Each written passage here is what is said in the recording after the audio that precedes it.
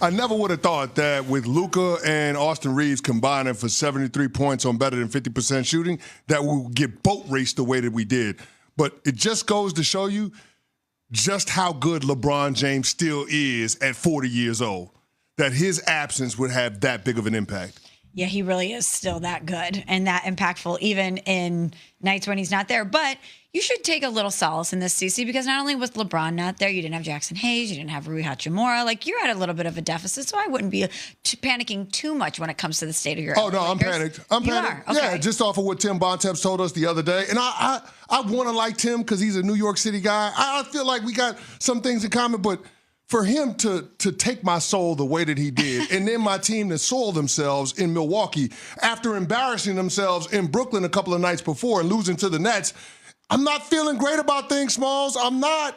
I mean, Luka Doncic balled last night, 45 points on 27 shots. Pretty good. Pretty good. Pretty good. But guess what? You can't overcome the rest of the players on the Lakers, not named Austin Reeves, going a combined 14 of 43 from the field. Yeah, that's not great. It's not going to work. Not going to work. But see, I guess I take the opposite approach where, of course, this is not the result that you would want, but I think that a rested and recharged LeBron James come playoff time is going to be beneficial to you. So I'm not panicking if I'm a Lakers fan because I know that all they need to do is punch their ticket, and then I have a lot of confidence in that duo and LeBron and Luka to go on a run. They have the muscle memory. They know how to get there.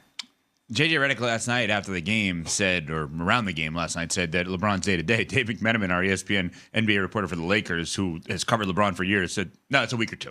Like, he will become day-to-day once it's a week or two. So JJ may be right. Like, at some point it is day-to-day, but it's not necessarily today. Man, JJ needed to tell Gabe Vincent stop shooting threes, man. All them threes, all them bricks he was putting up there, I thought he was trying to build another arena. Like come on, man.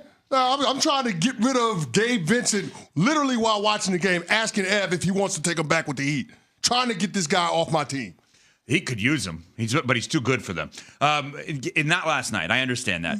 But this is a big problem I have in the NBA in general, and I love the NBA. I don't understand the concept. And Gabe Vincent is not a great example of this. He was last night because he actually can shoot threes. The amount of threes that are shot by bad three-point shooters that coaches don't just say, you, person X, that's not your role here. You're actually not permitted to do that. And the Lakers have taken it to their credit, have taken advantage of the fact that coaches don't do that because we've been told by Brian Windhorst and others that is literally their strategy. There's always going to be one guy out there outside of Boston that can't shoot threes, that it's going to continue to shoot threes. Nah, the Bucks didn't have that guy last night. Everybody was hitting threes last night. On a consistent basis, let's just say. The Bucks last night from three were 17 of 40. They shot over 40% for three. Not the Bucks last night. Bucks are very good. I picked them to win the championship this year. I'm not saying I'm right. My Bucks Nuggets pick is not terrible right now. How are you feeling about that? It's not the Dame MVP pick was terrible because obviously it's a two-person race with SGA and Jokic. But it's not the worst pick. I've made a lot worse picks than that. But Go see some of my football picks from last year. The Browns to the Super Bowl, we remember. But do you think, Evan, based on what you're seeing from the Bucks, that they could go on a run? Yeah, see, I think they can, yet it's interesting because that's where my mind goes, and I know Cece's mind goes to, hey, this matchup last night was the race to keep the guy, right? Milwaukee keeping Giannis longer term, and Luka with the Lakers. You know, we all have rightfully celebrated this trade, and I think if the moment Luka becomes a free agent, this still was the greatest trade any team maybe has ever made. Even if he leaves, literally, even if he leaves, I think this was a great trade by the Lakers. But we have to remember, NBA players more than any other sport truly choose where they play, even when they're not free agents. Luka did not choose to play for the Lakers. Right. Even though it seems like, well, everybody would choose to play for the Lakers. He did not. Do you guys think the teams we saw last night are both competing kind of to keep their guys? And if so, which one has more to prove here to keep their guy? I think they're clearly both competing to keep their guy. The one that I would be most concerned with is Giannis with the Milwaukee Bucks. And I get it. He's got some runway with his contract. But if you think about how lackluster their postseasons have been since they won that championship, you got to be disappointed. I mean, there's no world that exists in which you should be talking about that team having back-to-back first-round exits in the playoffs. But that's where they're at. If you have another one-and-done scenario in terms of them being ousted in the first round, I could absolutely see a world where Giannis wants out, considering that Dame only actually has one more year left on his contract because the year after that is a player option. I could see a world in which Giannis decides, you know what? I've done everything that I need to do here. I've won a championship, which is more than any Bucks fan could have anticipated when they drafted me. Now I want to move on. You heard Giannis tweeting about the international players going to bigger markets, Luka with the Los Angeles Lakers. I mean, I could see a world where Giannis decides to leave for greener pastures in terms of being in a bigger city, bigger platform in the second half of his career. So, yeah, I think the Milwaukee Bucks have a lot of show and prove in terms of convincing Giannis that this is a place where he can consistently compete for titles. Especially because he himself has said, I would leave Milwaukee for another title, quote, if there was a better situation. So if you're a Bucks fan or a member of that organization, isn't that always in the back of your mind that he said that you know that that's something that he's put out there publicly, that he will leave if he needs to? Whereas if he was going to leave, we would talk about the Lakers as one of those destinations. We always talk about the Lakers when it comes to big stars because it is forever going to be one of those top destination spots. So when it comes to Luka, the fact that Dallas didn't want him and LA did, and he's going there and fitting in seamlessly. He has that relationship with JJ Redick, and it's one of the crown jewel franchises in all of sports. And it's Southern California. I would think the Lakers would have a lot more on the table when it comes to those conversations than the Bucks would, if in fact it got to that point with both of the stars. And here's the other thing about the Lakers, Smalls. When we get stars, we know what to do with them. I mean, when you have big stars in L.A., when you had LeBron, he won a championship in L.A. Kobe Bryant won a championship in L.A. Trade for Shaq won a championship in L.A. When we get stars, we know what to do with them. Yeah. Like, there's no question about it.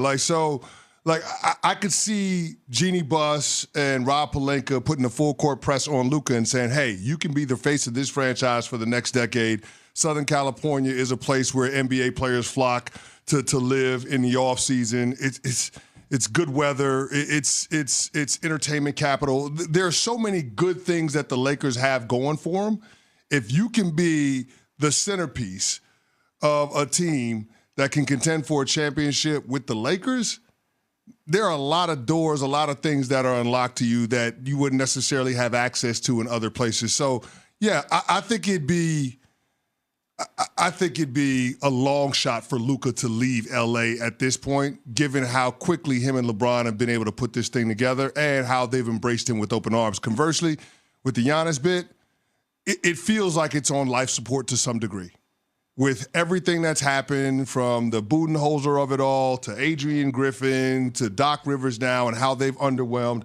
I mean, if they get bounced in the first round again, right now they're the 4 seed. They would be matched up against the Indiana Pacers, who they lost to in the first round last year in 6 games. If they get bounced again, I could absolutely see a world where Giannis decides, you know what, I've had enough. I'd be stunned if either guy left, honestly. I mean, Giannis fired Budenholzer and Giannis hired Adrian Griffin, so he can't blame the organization for that one. That's on him. He asked specifically for Adrian Griffin. That doesn't mean he can't leave. Right. I don't see it. And one of the reasons I don't see it is, who's Giannis' best friend in the league? It's rhetorical. He's not on the team. No, I know. But it's a rhetorical question.